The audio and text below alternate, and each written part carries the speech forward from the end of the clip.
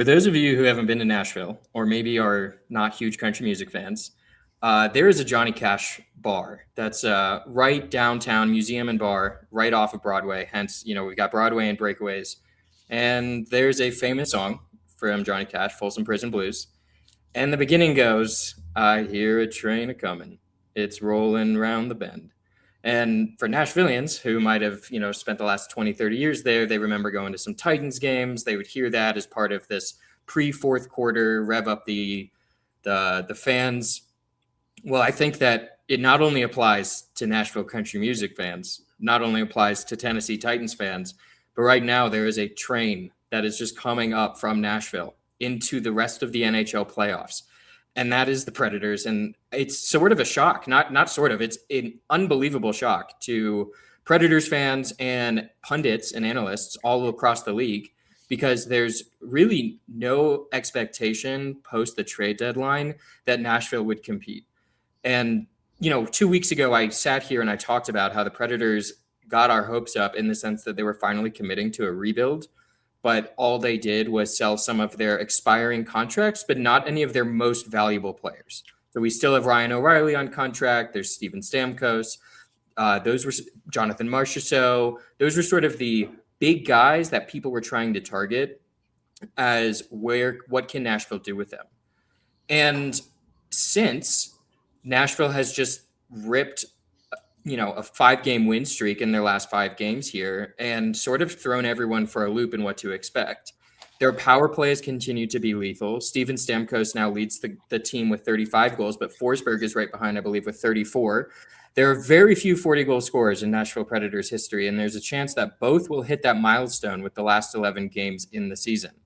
So here we were sitting around, and we were all, well, at least I was, blaming Barry Trotz for not committing more to the rebuild, that we were holding on to too much talent for no reason. And lo and behold, I wouldn't say what he's done is working, but so as in I don't want to say that Barry Trotz deserves credit for the turnaround of the on-ice playing, but we can say that it's a lucky accident possibly that once we made room for some of the younger guys, that Matthew Wood has, been able to turn it on even more so. I know he had a hat trick earlier in the year. He had about 8 goals in the first half of the season, but now he's up to 16. And he's proven himself to be a second line center almost for the Nashville Predators, even though he was drafted as a winger. So it's really exciting to see this change, the fresh bodies on the ice, and to just see where this could take us. One of the most exciting players that the Predators were able to kind of take on as well and see his development has been Ryan Ufko, who was one of the multiple Ryans drafted in the 2021 draft by Nashville. And he finally got his first real playing time in the last few games, and he's already got multiple points, goals, and assists. So, again, it started just we were going to see if there was any defenseman depth. The young guys get a little bit more exposure, and it's turned into like a lightning bolt. And last night's game, we're recording this on a Wednesday against the San Jose Sharks, is this crazy example. I was not able to watch the game live, but I'm tracking it on my phone.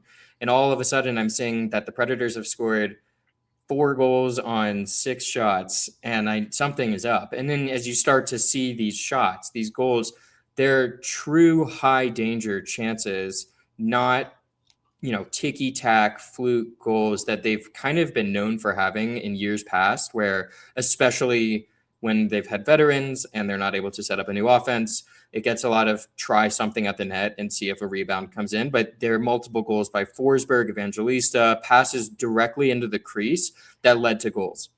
And, one amazing statistic about the game against the Sharks, I guess 2, let's say. 1 is the Predators are now 14-0 in their last 14 games against the San Jose Sharks. The Predators play them 2 more times to end the year. Another thing that's sort of fitting with the storyline is Ryan Ufko, who's now kind of surging for the Nashville Predators as a young defenseman, was drafted in the same draft class as Yaroslav Askarov, who is not on the Nashville Predators, but is on the San Jose Sharks. He did not play last night. He's recovering from an injury, but I wouldn't be surprised if we see him in net for one, if not both, of the last 2 games that the Predators have against the Sharks. So that's going to be just from people that might hold on to past vendettas. It's going to be very interesting and exciting to see which one of those 2021 draft prospects ends up maybe winning those matches and potentially also writing the storybook for their playoff history. The Nashville Predators coming in, Money Puck had them around a 20% odds of making the playoffs just a couple weeks ago, and now I believe it's over 65%. This has been a stupendous turn of events, and in a second, I'm actually going to look a little bit more towards the rest of the schedule and talk a little bit more too about what's worked so well and some things that might not have. So the other piece, the other exciting statistic from the game last night was that the Nashville Predators scored 5 goals in the first period. And they've only done that one other time in their franchise history. Many people might be able to guess of some of the high-scoring games. I think it was in 2015. They put up 9 against the Leafs. It was not that game. You're going to have to go actually a lot farther back. This is in 2008. This is Pekka Rinne is just entered the franchise. The Predators are hosting their, at the time, sharp, division rival in the Detroit Red Wings. And these two teams, they hated each other. For those who don't know as much about the history, they used to be in the same division. Detroit fans moved to Nashville through work just because of all of the auto industry. So there were a lot of Red Wings fans already in Nashville. And Nashville was really trying to build up their ability to beat down their arch rival, who was, the anchor of hockey lore, some of the greatest players. They had 5, 6 Hall of Famers probably on that one team. In 2008, the Nashville Predators blanked the Red Wings 8-0, put up 5 in the first period. And that game was funny for me because I remember my parents were at an event for other parents in my class. It was through the school. It was a Saturday night. And I really wanted to tell my dad about this. And I didn't have a cell phone yet. And so I didn't text. Texting wasn't a thing. I wasn't going to call him and interrupt. But finally, when it was 8-0, I think I somehow reached out or gave him a call, and he was just as pumped as I was. But that, Jason Arnott had a hat trick. It was really a coming of age moment for the team as a franchise, not just as some of the players. Arnott was had won the Stanley Cup, was really one of those veterans that was coming in to continue to bring some of his energy. So fast forward now, we're back 18 years later. The Predators are playing the Sharks again, and they end up winning the game 6-3 pretty handedly. They do get outshot, but I think after peppering the Sharks in the first period, there was a lot of energy was taken down. It's not great that they gave up a couple more goals when they were sort of in this reserve mode, but there's a great trend for them is that goaltending has finally been stepping up. So Saros ended up being out for a couple of games due to injury. Jussi just was lights out. I want to actually pull up a couple of the games in particular that we saw where that he was really kind of the anchor for, and he significantly outperformed every expectation that you would have had for a backup goalie. One thing that was also an interesting thing to see when he was actually playing instead of Saros is this season he has had comparable, if not better, save percentage statistics than Jussi Saros, which has been a kind of a flip on the trend for the Predators, where in years past they've ridden goaltending to hide other issues with the team.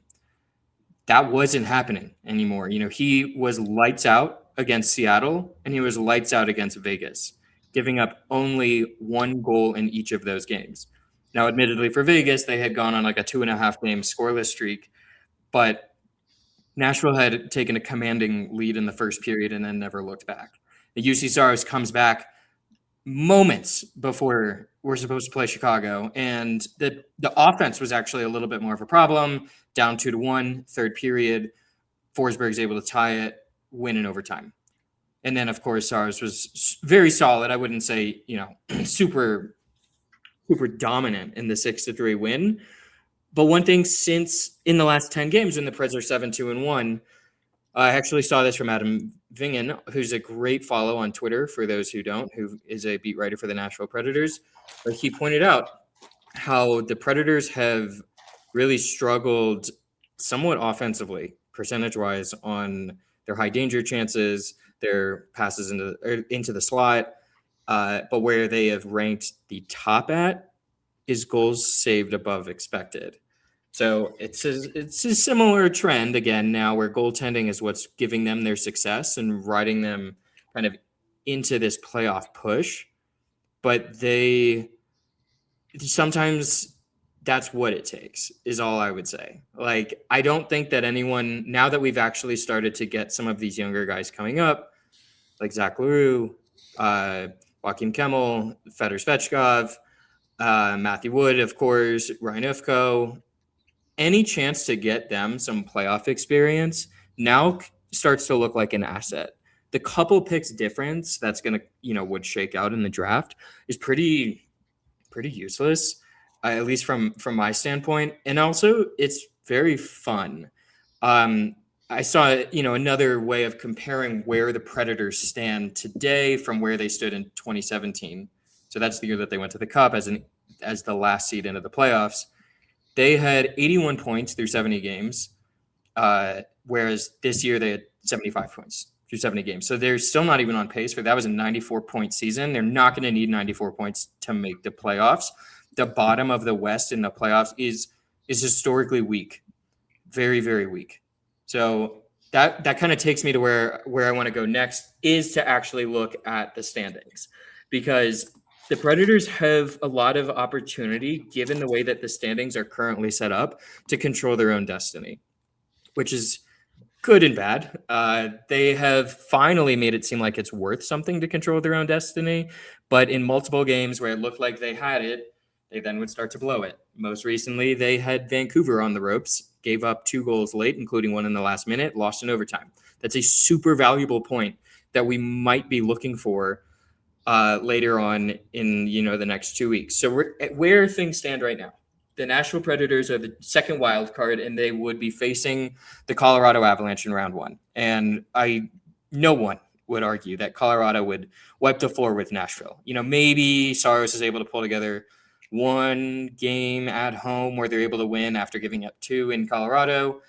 But that offense is just too explosive, and Nashville does not come from behind well, so, as we've seen all season. So that puts Nashville in a position where they really need to be fight. Like, obviously, it's great. They're in a playoff position. They have a 3-point lead over the Kings, who are right behind them. They can afford a game mistake as things stand. But what would be more valuable at this point is how can they get to wild card 1? They need to beat the Utah Mammoth, who they will play still in the remaining part of the season. The Mammoth are only 3 points ahead, and Nashville has a game in hand. And given how Nashville's playing, that now starts to feel exciting, because let's say Nashville does pull off their next win. They're 1 point behind. They'll still have a head-to-head with Utah. And here's why that is just such a significant difference for those who might not already be aware of the way that the playoff seeding works. So the first overall seed will play the second wild card. And I know anyone who's tuning in who's maybe from one of the original 6, fan bases, they all understand how this works. Not everyone in Nashville is always as privy. Some of the diehards, of course, they are. But so the 1 through 3 of the Central or Pacific, whoever is the top seed, that team takes in wild card 2 into their 14 bracket to get to the conference finals. Similarly, wild card 1 will then go into the other division and play their 14 bracket. So here's what we're looking at right now is Colorado, Dallas, and Minnesota have 104, 97, and 92 points respectively. Again, for context, Nashville is 15 points behind third place in that division. That is 7.5 games with only 11 to go. There's no question that all 3 of those teams are cup contenders. Colorado and Dallas probably still an edge over Minnesota, but Minnesota's commitment to getting Quinn Hughes, getting some center depth, most notably with McCarron from the Nashville Predators. None of those teams are ones that you want to face, and you'd rather kind of let them beat each other up. Like Dallas and Minnesota could end up going as one of the most entertaining first-round matchups, not only actually in the first round, but maybe the entire playoffs. And it's probably going to go 6 or 7. and it's probably going to come down to some overtime games or like stellar goaltending just stepping up. And then Nashville's going to want nothing to do with Colorado. On the flip side, Anaheim is currently leading Edmonton and Vegas in the Pacific Division. They have only 84 points. That's only 84 right now. They have both Nashville and Anaheim have played 71 games. I'm not saying Nashville's going to jump Anaheim, and it wouldn't matter because they're not in the same division. Nashville is purely playing for the wild card, but 7-point difference is not, especially given how hot Nashville has been, is not super remarkable. As Anaheim is a young team that hasn't made the playoffs in a while, and they, making the first round is an achievement for them. Where the Predators have all of these veterans who they would anchor on to try to, maybe sneak out more than one game win like they might get against Colorado, but to actually get the whole series. Then if they manage to beat Anaheim, they probably get what would be the easiest series for anyone in the NHL in the playoffs. They get the winner of Edmonton and Vegas. And I say that also kind of tepidly because there's like a chance that the Kings could chase Vegas or Edmonton. They're only 3 points behind Nashville. They're only 4 points behind Vegas. Vegas has been playing terribly, like lights out bad. They can't score. Their goal differential is 0 on the season. That's like literally a 500 team. And, a few weeks ago, the entire Don't Puck with Media team, we had this whole debate about the way that points are given for wins because of how many losses teams have. And I'm not trying to get into that debate now. But Vegas has 40 losses on the season if you include regulation and overtime. Nashville still has 37. Like, it's more than their wins. But their regulation and overtime wins is more than Minnesota. It's 1 behind Vegas. It's 5 behind Edmonton and only 2 behind Anaheim. It's something that they I was reading the wrong set. That's regulation and overtime. Their regulation alone, they have more than Anaheim and Vegas and only 2 behind Edmonton. In the playoffs, you're playing 5-on-5. You're not playing 3-on-3. You're not playing for a shootout. So, and that's just the Vegas aspect. The Edmonton side is almost scarier for them. They continue to not fix goaltending, which everyone thought they were going to do at the trade deadline, and then they lose Leon Draisaitl for the year. So they went from this team that was, focusing on just scoring, just have to outscore their opponents. So, kind of a lot like the Cowboys have been in football in years past, just score more and hope that the other team just doesn't get quite as much as you do. Well, this year, I don't even see how Edmonton gets out of the first round unless it's truly because they're playing Vegas. If they manage to get through and Nashville manages to get that wild card 1, which I can't believe I'm saying this, would not be a fluke, then Nashville has a legitimate shot to see themselves in the Western Conference Finals. Again, it's going to be against Colorado. That would be the end of the season.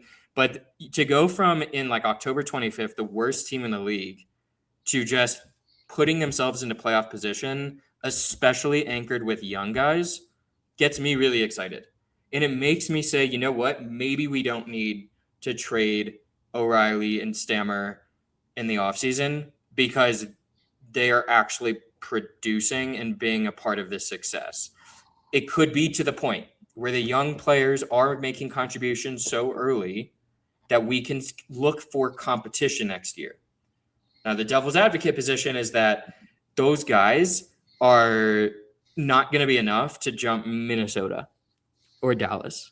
And it doesn't look like either of those teams are going to have a fall off. Colorado's not falling off. They're going to be the 1 seed next year and probably win the President's Trophy. But all I'm saying is that you're still looking at O'Reilly I think he had a 3-point game against the Sharks. Stammer is leading the team in goals. There's a reason to say that you keep them. Now, like any trade, nothing is off the table. If you get a call and you get 2 firsts and a prospect for Ryan O'Reilly or Stamkos, which I don't expect, but if someone does, their value is through the roof. Their deals are pretty team friendly. Stamkos making $8 million a year, but he's playing like he was at his peak. I'm not opposed to it. This team is still not built to be the 1 seed. But again, if they can continue with their hot goaltending, which is something that I'm not sure Minnesota is going to be able to have, I'm not sure Colorado is going to be able to have forever. That's something that Nashville's been lucky with in their history. Is they've had goaltending. Who knows? So now that was looking at the standings that's above Nashville. And enticing, great opportunity. But of course, the season's not over. We're not in the wild card. We still have 11 games to go, and we got to protect that spot. It's king of the hill right now. So there are 4 teams that are somewhat relevant. And I say somewhat emphatically because, San Jose was, I would have said yesterday before we played them that they were really in the fight for the wild card spot. But now they're 7 points back. 2 games in hand, sure. 7 points back, though. They can max out at 96 points. It's not going to happen. It's not going to happen. They've got a lot of talent, but Nedeljkovic was horrible. They're going to need Askarov to come back, but even still, he's not what everyone wanted him to be, as this is like already the anchor to an entire team's franchise. And he wanted himself to be that way. And I wanted him to be that way in Nashville. But he was sort of unwilling to take that road behind UC Saros for longer. And that's why we see him over in San Jose. Quick aside, UC Saros was willing to do that with Pekka Rinne. And that's part of the reason I think that he became so successful, is he was able to learn. It was another Finnish goaltender behind a Finnish goaltender, and really build a dynamic duo of 18 years of goaltending for the Nashville Predators. So behind Nashville still, directly behind them is the LA Kings. And the Kings are sort of, I would say, catching up to the trends that they were expecting based on the first half of the year. So right now the Kings have 28 wins and 43 losses. They have 74 points, only 3 behind Nashville, but that's 18 regulation wins. That would place them at second worst in the entire Western Conference. Their last 10 games, they're 3-3-4. They have a minus 27 goal differential. This team, if you were to ask me in their next 11 games, that's probably the team that you should start to expect. And what they were showing before was a little bit of an overperformance, and they had a good ability to force games into overtime. That doesn't matter anymore. You can't be getting 1 point per game, because if they get 1 point per game, they'll cap out at 85 points. Nashville can certainly get more than 8 points in their last 11 games. Behind them is the Kraken.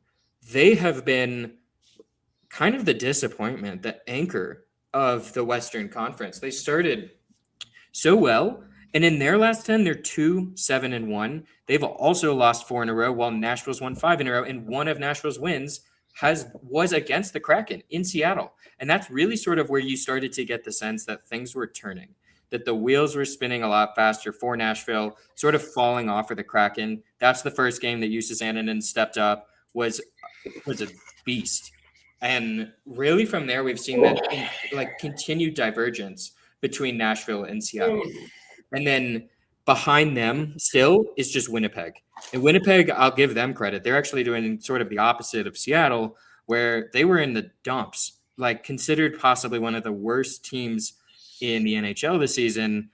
And now they're giving themselves a fighting chance. Connor Hellebuck has not been as good after the Olympic break as he was in the Olympics themselves, which is sort of ironic. That's a little bit par for the course with the Connor Hellebuck story.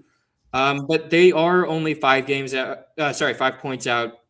They've got sort of this outsider's chance. I would argue, and this is just my opinion, I would argue that they are more of a threat, though, at this point than the Kings or the Kraken, just based on their state of play and their ability to crawl up. All of this, though, makes me feel even more rosy-eyed about the Predators' chance of locking in their spot, because the competition behind them is lagging and in this bizarre perfect storm. And I've referenced some statistics about other teams that are clearly unimpressive, but Nashville still has some of their own too. They have a minus 20 goal differential, which they've been clawing away at. But yesterday's 3-goal win and their 3-goal win against Vegas are sort of rare oddities in their season. The Predators have been winning close games and also losing some blowouts. That's fine, I guess, from they're still in it now. but goal differential does tend to be a pretty good indicator of win percentage. So in some, the argument here is they're certainly outplaying themselves by statistics basis, but they will have to continue scoring a lot and continue having very strong goaltending and defense.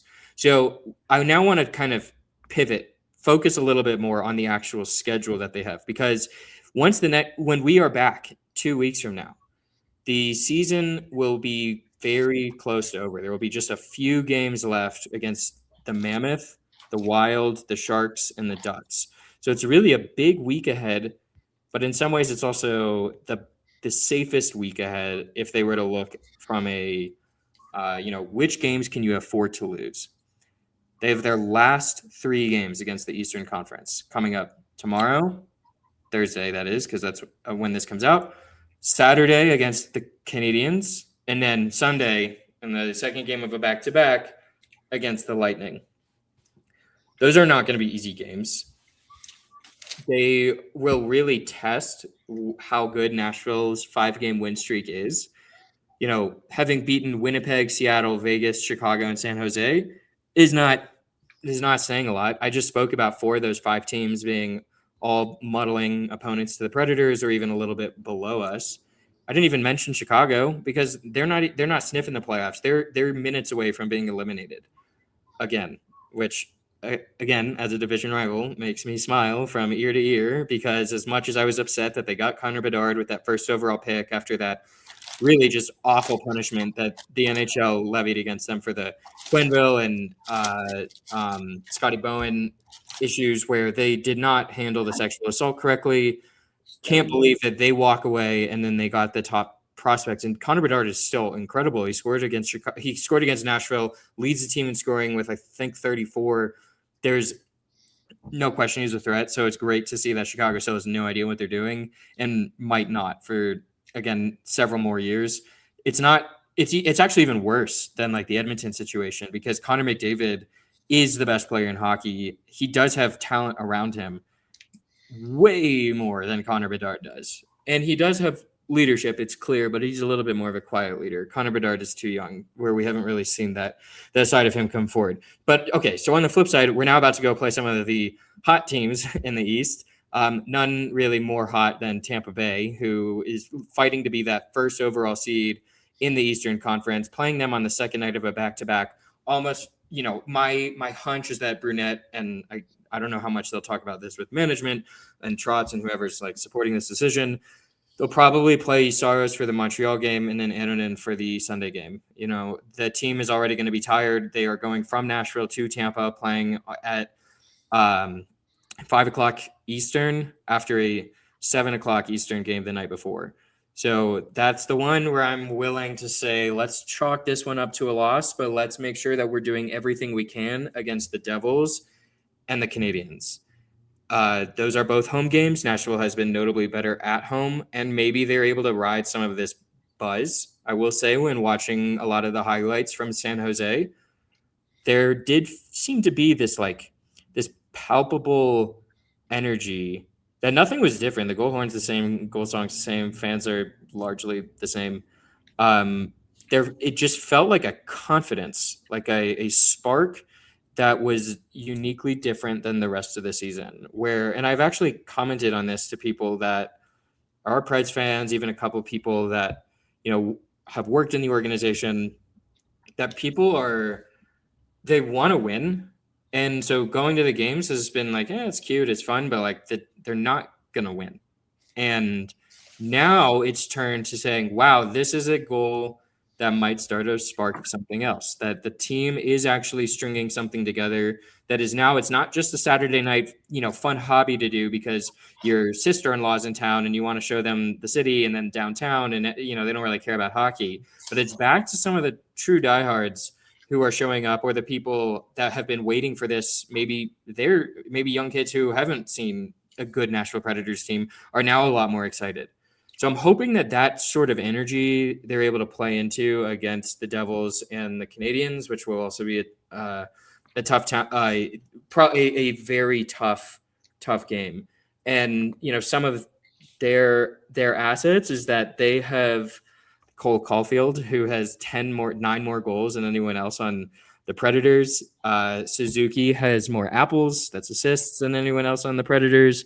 They have the ability to actually score, and that's also been a big difference for a lot of the teams that than Nashville and a lot of Montreal teams in years past. They're also fighting to see if they can force their way into the 2 seed in their division. That would mean a lot, because right now they're 5 points behind Tampa. That, I wouldn't want to play Tampa or Buffalo right now, but they're going to have to play one of the two. And I'd rather be the home team for that. Home ice is huge in hockey, and every so often you see some anomalies to that rule. But they're going to be coming in hungry and hot, and that's not a team that the Predators should take lightly. Even though, as I said, it's one of 3 Eastern Conference games. Then the gauntlet comes. The games that are not only important because we're getting close to the end of the season, but they are all Western Conference opponents, and they are all on the road. Starting with Tampa, the Nashville Predators then have 5 more games on the road. They will be almost exclusively in California until they finish in Utah, which might end up being the deciding game for the wild card 1. We'll see if Utah is able to, maybe they're falling out in the end because they have not been that hot. So they'll have 3 games with the Kings, the Sharks, and then back to LA, which is kind of funny, actually. I've rarely seen 2 games against the same team on the same road trip. Usually it's, it'll be the Kings and the Ducks and the Sharks and the Canucks, and then maybe Seattle, and then they're back. But this is an exciting opportunity for Nashville, because they get to squash the team that is right behind them in the standings. That's the Kings. They can bury the Sharks behind them. Hopefully they're able to continue riding this 14-game win streak against the Sharks and not allow, I don't care if it's competitive, but as long as they win, that's a game that they have to win. They're 7 points ahead of the Sharks, 8 points ahead of the Sharks right now. And that's a team with a clear mismatch in opportunity. So Nashville needs to lock that down. And then what will be interesting is that they get Anaheim. And that's also going to be in a back-to-back, second night of a back-to-back following the Kings. So they don't have to travel anywhere, but the team will be tired. And I'm excited for that one, because if things are coming along, if the Predators are still stringing together wins, maybe they're able to jump the Mammoth, that game becomes a bit of an insight into what is the rest of that first-round series potentially with Anaheim going to look like. What are the matchups? We really haven't played Anaheim a lot this year, so there's not a lot of information on them. I know we played them in October. That was early. That was when the Predators were actually still the worst team in the league. So you can only take that with a grain of salt. And then we'll actually close the season at home against Anaheim. So it's sort of weird when you've reached this point of the season. You're getting ready for what could be your playoff opponent, and you really know nothing about each other. It can also add to a lot of intensity, because Anaheim and Nashville will have 2 of their last 5 games against each other, and then might be playing for a 7-game series. Anaheim used to be like a huge rival for Nashville. They were the first time that the Predators ever won a series. The Predators have actually never lost to the Ducks, which might feel a little bit of the bad blood, but no one from those teams has left. Those were the Ryan Getzlaf, Corey Perry, those days, the Ryan Kessler, who I think a lot of Nashville fans will go down and say that him or Corey Perry might be the least favorite in team history. So it's exciting. It's good to get the bad blood back. I think the same would happen if San Jose gets a resurgence next year with Celebrini. I'll give a little bit of a shout out to a new friend, Tim Malone, who works for the San Jose Sharks, and he gave a presentation at the Sloan Sports Analytics Conference about the future of San Jose Sharks, how they're growing their fan base using Celebrini. And it's clear that there is a lot of upside. They might not get there this year. I hope they don't, but for Nashville's sake. But I think it would also be good if we can have a resurgence of some of these old rivalries. And and each series, even though Nashville won all three, has been incredibly bitter. There was 6 games when Nashville won in round one. Then there was a 7-game series when Nashville in round one. I think that was in 2016 when Nashville won the first 2 on the road. Everyone was thinking, "Oh, we'll sweep, we'll sweep, we'll sweep." Well, that game ended up going to 7 in Anaheim. Nashville pulled it out. That was pre PK Subban trade. Shea Weber was on that team. Jamey was on that team, and then the big one, of course, was in 2017 Western Conference Finals when the beleaguered Nashville Predators managed to beat the Ducks in 6 with half the squad felt like they came in from Milwaukee, the minor league affiliate for Nashville, just a couple hours before the game. And yeah, if anything, that's sort of like a good way to come full circle and say, we saw Freddie Gaudreau. There was Pontus Aberg. These were guys that were not stars for the Predators, never became any. Freddie Gaudreau is still in the league.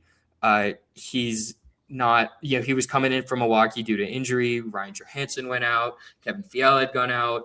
And so it was, maybe there is the opportunity for the young guys that Svechkov and Wood and Ufko are going to be able to write their own narratives sooner than we thought. One of my favorite statistics about Gaudreau is that in the finals, he became the second ever player to score his first 3 NHL goals all in the Stanley Cup final. And it was electric to see. He didn't win, but it's still great to see that a young guy can have that sort of impact. So I'm hoping that the same is going to happen here. I really didn't think that I would be sitting here talking into this microphone today about how the Predators are going to sit and try making the playoffs. I was really expecting a lot more of probably an analytical breakdown of some of the specific players that we've been seeing what is the potential upside. I do want to do that. Maybe we'll do a little bit more of that in the off season. And feel free to shoot any notes over about specific players, analytics that you like to really talk about. I'd love to get into those. But for now, it's like the story is everything. I think each game is becoming more and more of a firm fingerprint into like playoff history opportunity that Nashville is actually fighting for postseason success and attempts. And I get excited to break it down. And I hope that you all are now a lot more familiar with sort of the landscape, the opportunity, who Nashville needs to handle, and whether we think that they will. But they're trending in the right direction, and everyone else in the Western Conference wildcard spots are not. Even the players that are ahead of them in the Pacific Division. It's like bizarre how bad the rest of the conference is. So it's a special opportunity for Nashville to slide in and see what impacts they're able to have. So given the position here, I'm keeping this one a little bit shorter so we can just focus on the playoff push and the narratives around it. I sort of alluded to this game earlier, but I wanted to still highlight one of my favorite Predators moments, and it does happen to be around the Anaheim Ducks, and that was in 2011 when the Nashville Predators were in Anaheim for Game 5.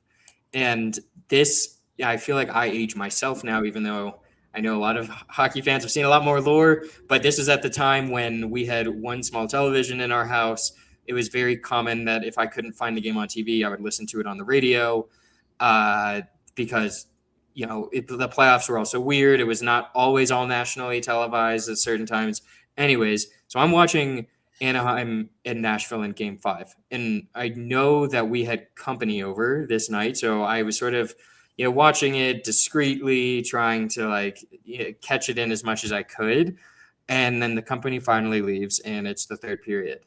And in this game, Bobby Ryan scores one of the prettiest goals in playoff history, but no one ever remembers it because the Preds win the game. Also, credit to Bobby Ryan. He took a huge absence from the game, dealt with his own personal issues, and I think that's a much better story, anyways, for any hockey player, anyone who just follows, important moments in people's lives. But what happened is he intercepts a pass at the blue line, and he dekes between 2 different Nashville defenders before going backhand top shelf and sends the Ducks into the lead. So as the game is getting closer and closer to the end of regulation, it's 3-2. And Nashville has an offensive zone face-off against I actually don't remember who's in the center circle right now. Ray Emery there was in goal. And sort of painting the picture, this game started late because it was Western time. It was probably like 9 o'clock puck drop. And at this point, it's probably close to midnight. I'm like 15 years old. My parents are probably ready to send me to bed. My parents were getting into bed. My dad's listening on the radio in his room while I'm watching the game. And we win the faceoff. It goes to Shea Weber on the far side. To Ryan Suter on the far side. He sends it back behind the faceoff circle to Shea Weber, who one-times it over Ray Emery's left shoulder. And this is like my first time really understanding that we're going to playoff hockey, and this team is actually good enough to probably come out on top. So I'm excited. I'm also frustrated because it's now we have the whole overtime break, and I'm worried that my parents are going to make me go to bed before the game ends just because it's sudden death. Thankfully, this game lived up to historical norms, which is about 50%. I think it's 50%. This stat probably needs to be updated too. 50% of playoff overtime games in the NHL end in the first 5 minutes, and which is crazy to me. I don't understand why that's the case. I don't know. These teams have been playing each other for 60 minutes, pretty dead even. Like, why would the first 5 change anything? But that happens a lot. You'll start paying attention to this a lot more come this playoff season. I guarantee you, it's gonna freak you out a little bit.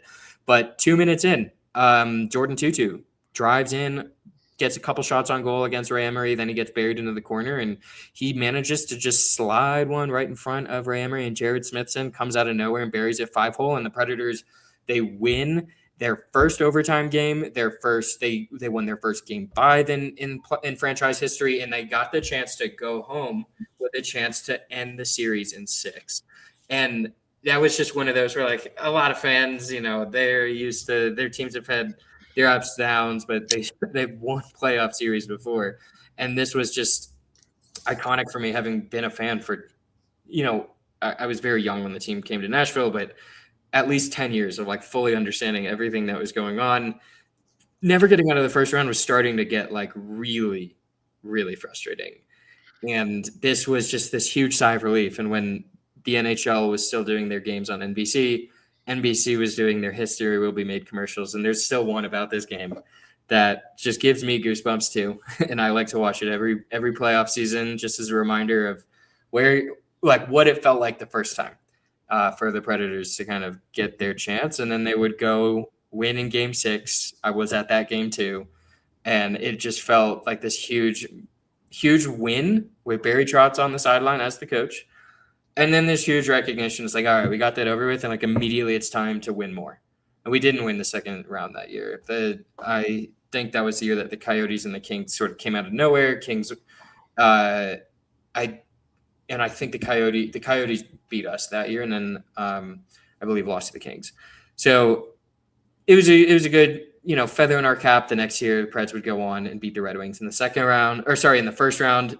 Still couldn't get out of the second. That was actually that might have been the year they played the Coyotes. They played the Canucks after the Ducks in 2011 when the Canucks made the cup against the Bruins. And it was frustrating, but eventually we would get our spot. But ever since 2017, Nashville has never made it out of the second round. So that's been one time ever. So there are some restless fans. We are eager for playoff hockey that matters with upside. And even if we don't manage to get that wild card one, we'll still root for them and hope that we can make something competitive against Colorado. But you have the lay of the land now. It's time to root for the Predators and see if they can get that WC1. And if not, just come from behind. They were the worst team in the league just like several weeks into the season, clawing their way back. They've become one of the ever since that moment, they've been top 5 in power plays and goal scoring. Let's see. So thanks everyone for joining again for the 4th episode here of Broadway and Breakaways. The next 2 weeks will be a tell-all. We might be here writing the obituary for the Nashville Predators, where we're here outlining what the schedule could look like potentially against either Anaheim or Colorado, and maybe we'll have a lot more clarity after this big road trip. So enjoy watching, enjoy rooting, and go Predators. Swagger down the street with your red lips and funky beat. You better hold your head up to the sky. I'm gonna roll with you till the day I die.